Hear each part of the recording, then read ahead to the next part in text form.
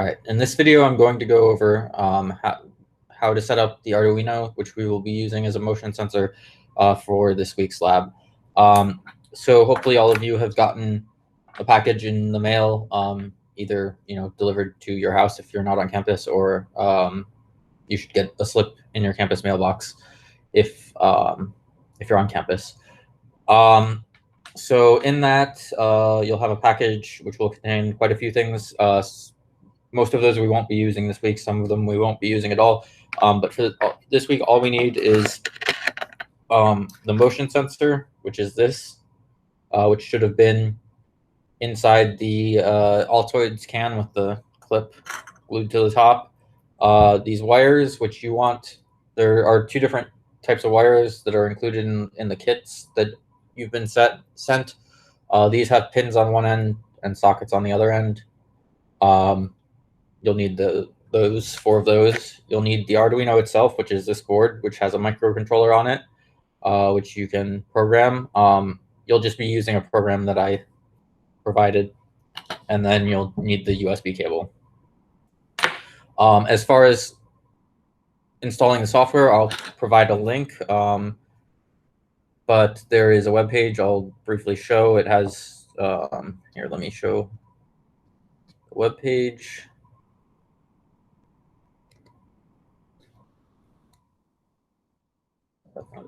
Okay, so this is the web page. They have different installers for the different operating systems. It should install just like any other program, so I'm not really going to go over that.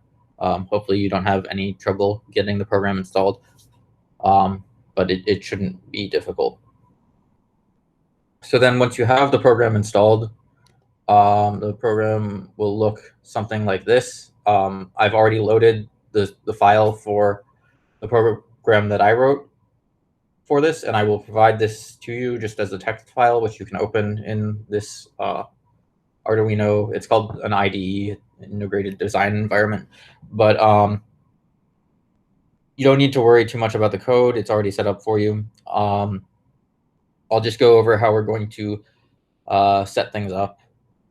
But the first thing is actually I'm gonna stop presenting again.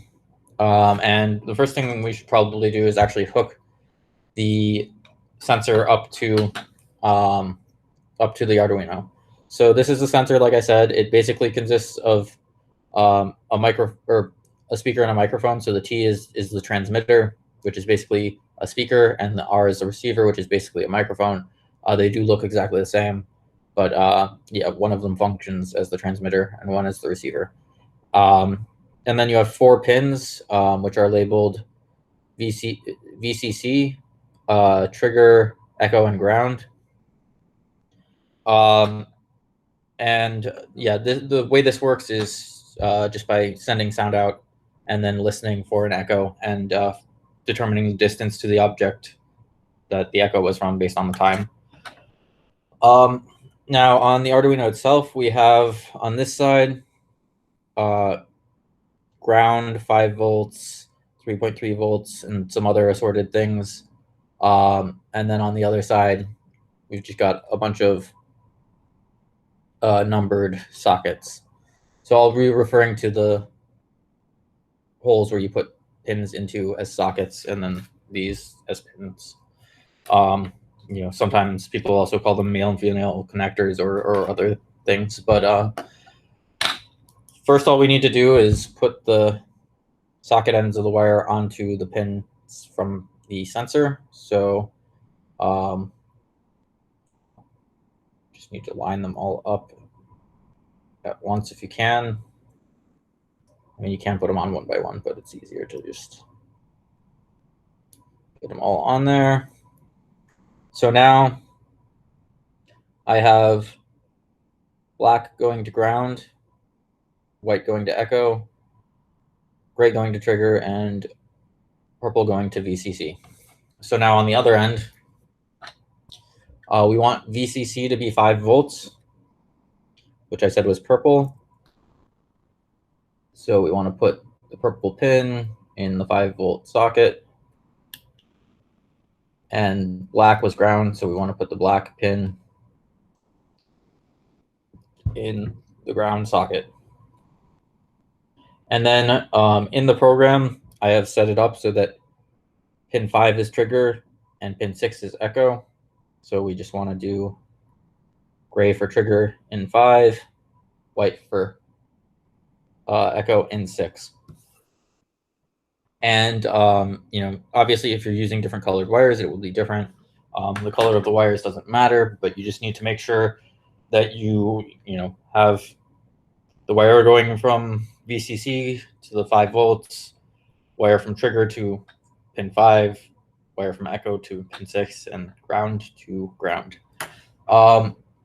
Then once you have done that, what you should do is plug the USB cable into your computer and the other end into this port on the Arduino. So like that, and then just the other end into your computer.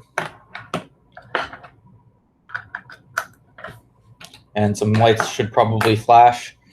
So now that we have everything plugged in how it should be, I'm going to show my screen again, and we're going to go to the Arduino program.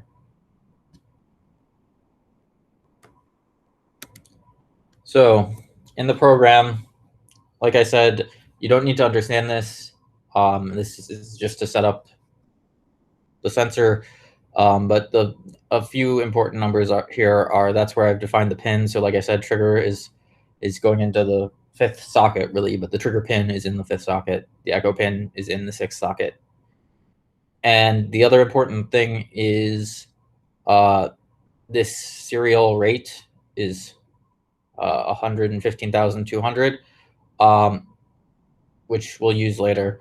Right now, first thing you need to do is go to board, and I already have selected Arduino Uno. That's the type of board we'll be using, so you need to select that. Then you'll have to go to port, and mine already has the correct USB port selected, but there will be a list of devices and USB ports here, and hopefully one will say Arduino, and it will be clear which one to use. So it may pop that box up once you start it. If it doesn't, you can pop that box up by going to serial monitor. And when you first do this, you may get gibberish. So let me show you this is also the serial rate, which you need to set separately here. So if I set it to the wrong thing, it's probably going to give me, it's going to give me gibberish like that. So if you see gibberish like that, that most likely means that you have the wrong rate. So you need to make sure that it's set to the one that's in the code. And it will say time in seconds and position in meters. And so to record data, all you're going to need to do is type start in all capital letters, hit enter, and it will start recording data. And right now I have the sensor just pointing at the ceiling. So that is the distance from the sensor to the ceiling. If I put my hand above the sensor, you can see it was at 2 meters, which was the distance to the ceiling. Now it's at 20 centimeters because there were 20 centimeters. Now there's 10 centimeters between my hand and the sensor. And it records data fairly quickly and fairly accurately. It can lose track of if something's not lined up with it. If I move my hand to the side, it's going to get the ceiling and then get my hand again. But it can quickly and accurately measure the position of objects. To stop, all you do is hit enter again, and it will stop.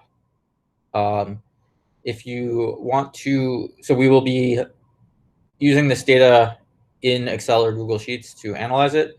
So on Mac, you would just hit Control-A, Control-C, and that would copy it.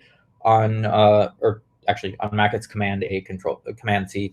On Windows and Linux, it would be Control-A, Control-C. And then you can paste it into a spreadsheet. I'll go over that in a bit or in a different video.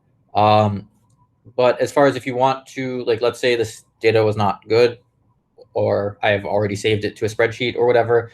If I want to take another run, I'm just going to hit clear output. It's going to clear all of that. And then if I want to record again, I click start in capitals. And then whenever I want to start recording, I hit enter. When I want to stop, I hit enter again. and it stops. So yeah, hopefully it's not too difficult for you guys to get set up to this point, where you can, just point the motion sensor at things and it will tell you the distance.